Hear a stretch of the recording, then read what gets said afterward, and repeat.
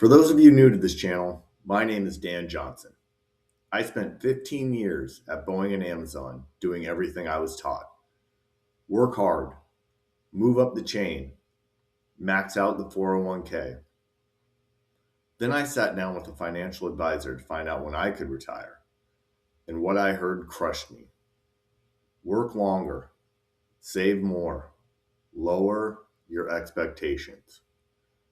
I refused to accept those options, and what I discovered changed everything.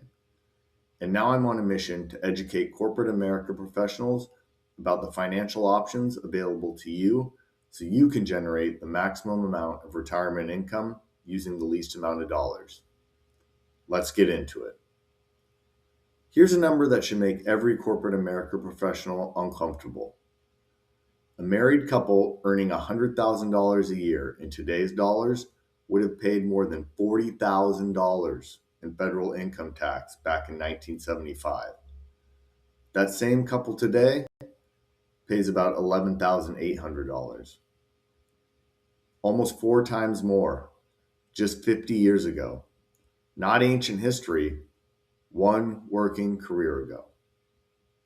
If you're building your entire retirement income around a 401k, IRA, or standard brokerage account, you're making a quiet bet that the tax rate you pay when you withdraw that money decades from now looks like today's rates.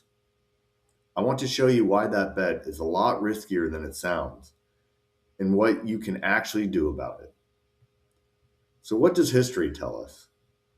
From the mid-1940s through 1981, the federal tax code looked nothing like it has during this century. Top rates regularly sat above 70%. Bottom rates, usually above 20. There were more than 20 separate tax brackets compared to just 7 today. Corporate America professionals earning what would be considered average salaries today were climbing into tax brackets that, by today's standards, only the highest earners reach. And this wasn't a brief spike. It held for the better part of 4 decades, long enough to span someone's entire career. It only started coming down with Reagan's tax cuts in the early 80s, and most recently with the simplified tax code under the One Big Beautiful Bill Act. And just what could those differences in tax rates mean to those of us in corporate America today? Well, for the average couple making $100,000 a year, it could mean paying $28,000 more in taxes. That's not a rounding error. That's the gap between still carrying a mortgage into retirement and having it paid off years earlier. That's buying a bigger house. That's retiring 5 years earlier. But every person in corporate America building a retirement plan today has only ever lived on the low side of this cycle. So we assume it's permanent, but it isn't. So why does this matter? Because the conditions that existed in the 1970s look uncomfortably familiar right now. The 70s were defined by persistently high inflation, oil price shocks, and a federal debt that nearly tripled as the government scrambled to cover obligations. High inflation, energy price jumps, a rapidly expanding federal debt. Sound familiar? I'm not telling you we're guaranteed to repeat the 70s. Nobody can promise that. But historically, when government spending outpaces revenue, tax policy is one of the first levers that gets pulled to close that gap. That's not speculation. That's what's happened in the past when these exact pressures shows up before. What am I telling you? What I'm telling you is with real numbers is that a stable tax code is just an illusion. Corporate America has spent its entire working life inside one of the most favorable tax windows in modern American history.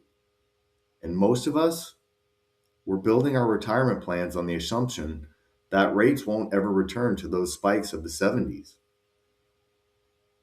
If your plan is built entirely around a 401k, an IRA, or a standard brokerage account, that assumption is the bet you're making.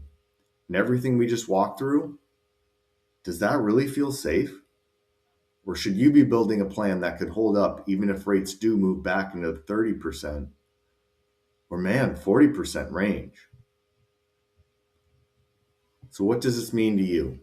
Well, that couple earning $100,000 a year, paying $28,000 more in taxes under the 1970s rates than they would today, that's not a top bracket problem. That's an average corporate America household. And the reason that couple is able to retire today is because of a much friendlier tax code that is not a guarantee, but just a moment in time. And moments like this don't last forever. Every dollar sitting in your 401k or traditional IRA hasn't been taxed yet. You don't actually know what rate you'll pay on it. You're just hoping it's not higher than today's. And hope isn't a strategy. If you're not sure how exposed your plan actually is to tax rate risk and want to start planning now, DM me to book a free session. This is the first in a series of videos I will be doing on taxes. In the next set of videos, I'll discuss multiple reasons why I think the pressure to raise rates is already building. Starting with one number almost nobody pays attention to: how much the federal government pays every single year just in interest rates on the national debt. That number alone might change how you see everything we just covered. If this video added value, hit subscribe and share it with the corporate America professional who needs to hear about it. I'll see you in the next one.